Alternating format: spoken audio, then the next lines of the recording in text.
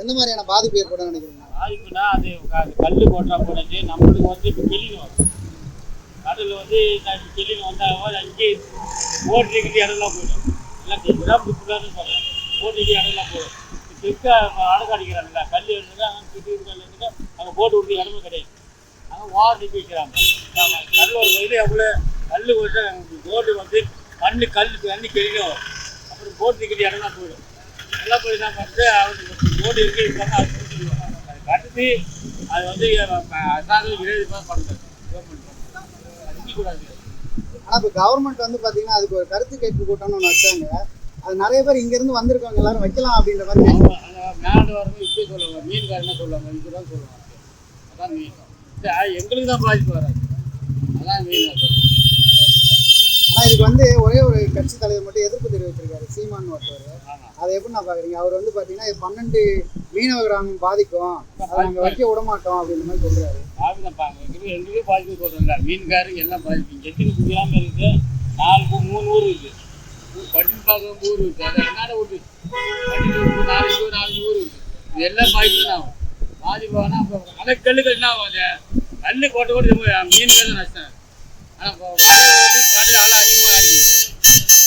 அது எதுவுமே பிரச்சனைலாம் ஆகாது.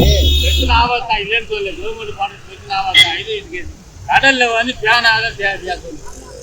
அது பேனா உங்களுக்கு தேவையா? ஏன் கார்மெண்ட் இங்கே வச்சே வச்சுக்கா? அங்கே தண்ணியெல்லாம் வச்சுன்னு ஆலையில் தேவையாகும். அது கேட்கக்கூடாது. எனக்கு தெரிஞ்சு அது கேட்கக்கூடாது.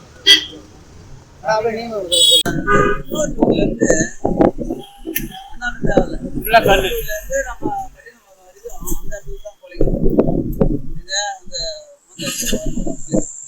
அதான் மீன் எனக்கு அதிகமாக இருக்கும்.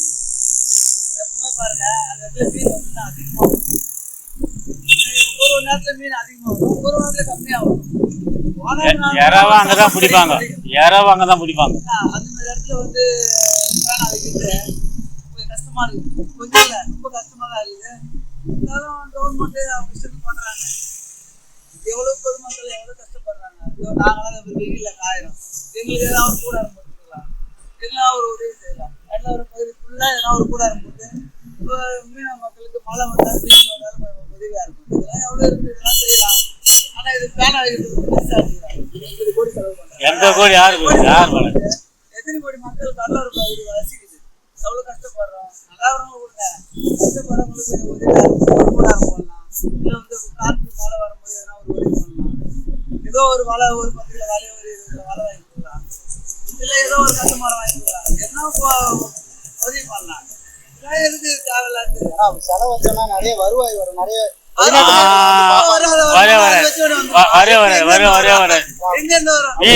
மீன்கார அழிவான். ஆழ்வாதாரமே குறைஞ்சின்னு வருது. இனம் பேருக்குமே அழிஞ்சிட்டு வருது. இது வேற அது வச்சு கொண்டு எப்படி எங்களுக்கு வருமானம் வருது? கண்ணார் வந்து பண்ணிக்குமா?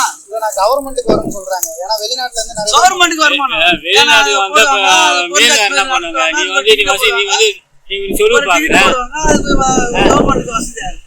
எங்களுக்கு என்ன அழிவு தானே? என்ன வர இப்போ பொழைக்காதமா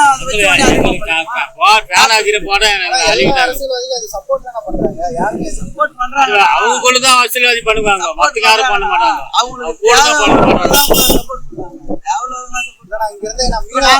மீனவ மக்களை ஒழுங்கா வந்து கேளுங்க. இது இந்த ஒரு 13-12 கிராமத்துல நீங்க வந்து கேளுங்க. பேனா வைக்கிறது கடல்ல இருந்து போறாங்க. 18 ஒரு 18 பாயிண்ட் சொல்றாங்க. 18 பாயிண்ட்ல வைக்க போறாங்க. அது வந்து இந்த கல்லூர பகுதியில கல்லூரிலே கூட்டம் போடுங்க. வேற எங்கேயும் போடாதீங்க. வேற எங்கன்னா போட்டோ போயிடுவாங்க மக்கள். ஏன்னா நம்ம வந்து எங்கேயும் வெளியில போகாத மக்கள் வந்து எல்லாம் மேட்ற மாதிரி அந்தந்த ஊர்ல வந்து இது மாதிரி கேளுங்க. இந்த 13 கிராமத்துல வந்து கேளுங்க. கடல்ல ஒரு கல் கொட்டி ஒரு பேனா வைக்கலாம், இல்ல ஒரு அது பாறை உருவாக்கலாம் அப்படின்னு சொல்லி கேட்டு பாருங்க. ஏன்னா அதான் வாழ்வாதாரம். மீனவனோட வாழ்வாதாரம் என்னது? விவசாயி வந்து விவசாய நேரத்துல போயிட்டு பைப் போடுறப்ப கரண்ட் கட்டி பாதிக்குது. அவங்கலாம் வந்து எவ்வளவு கஷ்டப்படுறாங்க. அது மாதிரி எங்களுக்கு ஒரு பாதிப்பு வருதுல்ல. எவ்வளவு பாதிப்பு இருக்குமா அந்த இடத்துல? இனப்பெருக்கமே அவர் மட்டும் வந்து பாத்தீங்கன்னா 12 கிராமங்கள் பாதிக்கும், நாங்க வைக்க விட மாட்டோம். அவரு சொல்றது இல்லைங்க. யார் இருந்தாலும் சரி அங்கே கூட சரி. ஏங்க எண்ணூர் எங்க இருக்குது? எண்ணூர்ல இருக்கிறவங்க இங்க வராங்க. வருமானம் வரும்போது எண்ணூர்ல இருக்கிறவங்க வரான் மீன் பிடிக்க மீன் வரான். அவன் பாரு இடவாள்ல மீன் அங்க வந்துருவான். அந்த மூத்தவரத்துல தான் எல்லா மீனும் இடம் அதிகமா இருக்கும் ஒரு நேரத்துல. அவனும் அங்க வரான் மீன் பிடிக்க. அதான் நான் சொல்றேன், காசு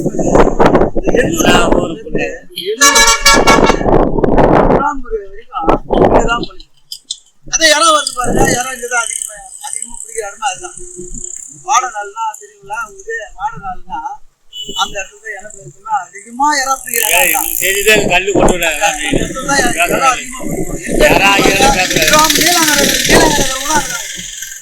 இல்லைன்னா யாரும் கேட்பாரு.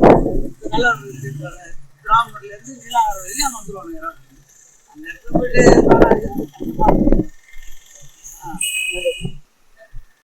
நான் என்ன சொல்கிறேன்னா, அவரும் ஒரு தமிழர் தான், நாமளும் ஒரு தமிழர் தான். ஹலோ வணக்கம். அந்தமாரி அவர் கேட்குறது தப்பு இல்லைன்னு நான் சொல்லுவேன், அவர் பேசுறது தப்பு இல்லைன்னு நான் சொல்லுவேன். இப்போ வந்து ஒரு பேனா வைக்கிறது அது பெரிய விஷயம் இல்லை. 10 ரூபா கொடுத்தா பேனா இருக்குதாங்க, எல்லோரும் எழுதுவாங்க. அதை வச்சு பிரயோஜனமே இல்லை. அந்த பேனாவை நீங்கள் வைங்க. இத்தனை கோடி செலவு பண்ணு இல்லை, செலவு பண்ண போகிறாங்க. இதை சொல்ல வர்றாக்கா, நம்ம வந்து இது அவங்க பாதிக்கப்படுற அளவுக்கு பண்ணக்கூடாது. ஏன்னா மக்களை தான் வாழ்க்கை வளரணும்னு சொல்லிட்டு பண்ணுறாங்க. மக்கள் உயரணும், மக்கள் உயர்ந்து வரணும் தான் பண்ணுறாங்க.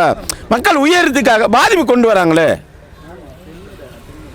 மக்கள் உயர்வு வரணும் அப்படின்னு தானே பண்ணுறாங்க. மக்கள் பாதிப்பு கொண்டு வராங்களே, அதுதான் எங்களுடைய கேள்வி. இப்போ அவர் வந்து இப்போ என்ன சொல்கிறாருன்னா, ஒரு பேனாவை வந்து கடலில் கொண்டு வந்து வைக்கிறார். ஏன் பேனாவை வந்து ஏன் கரை ஒரு சமாதி வைக்கிறாங்க.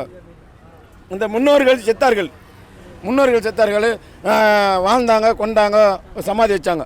ஏன் அந்த சமாதி வச்சிங்களே, பேனாவை அங்கே வைக்க வேண்டியது தானே, ஏன் கடலில் கொண்டு வைக்கிறீங்க? அங்கே தானே இடம் காலியாகுது. கடலில் எதுக்கு வைக்கிறீங்க? அவ்வளோ செலவு பண்ணி. அப்போ அவர் சொன்ன வார்த்தை உண்மையான வார்த்தை. உன் கை காசு செலவு பண்ணி வெய் கொண்டு, உன் கை காசு செலவு பண்ணி கொண்டு வெய். ஏன் மக்களுடைய செல்வாக்கு காசு எடுத்துகிட்டு போய் அங்கே வைக்கிற?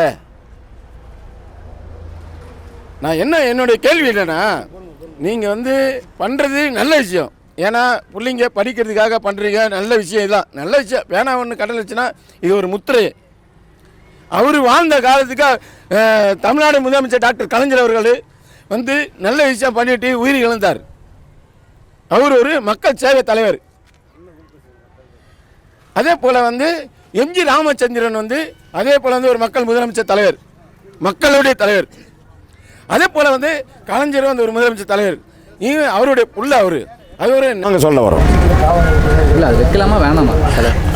வைக்கலாமா வேணாம்னா தலைவர்கள் தான் அது முன் வந்து காலை வச்சு வைக்கலாமா வேணாம் நாங்கள் சொல்ல முடியாது. ஏன்னா நாங்களாம் வந்து ஒரு கிளைகள்னா வந்து மக்கள் வந்து மக்களுடைய செல்வாக்கு நீங்கள் வார்த்தை கேட்குறீங்க, மக்களுடைய வார்த்தை தான் நீங்கள் கேட்க வந்திருக்கீங்க. மக்கள் என்ன சொல்கிறீங்களோ அதுக்கு தான் நீங்கள் இது பண்ணுறீங்க, சரியா? அதுக்காக வந்து எந்த விஷயத்தை எது கொண்டு வந்து எது நல்லதோ அதுதான் பண்ண வரணும். மக்கள் பாதிப்புக்காக கொண்டு வரக்கூடாது. மக்கள் பாதிப்புக்காக கொண்டு வரனாக்கா நல்ல விஷயத்தை பண்ணாக்கா எந்த விஷயத்தையும் இதுக்காக வராது.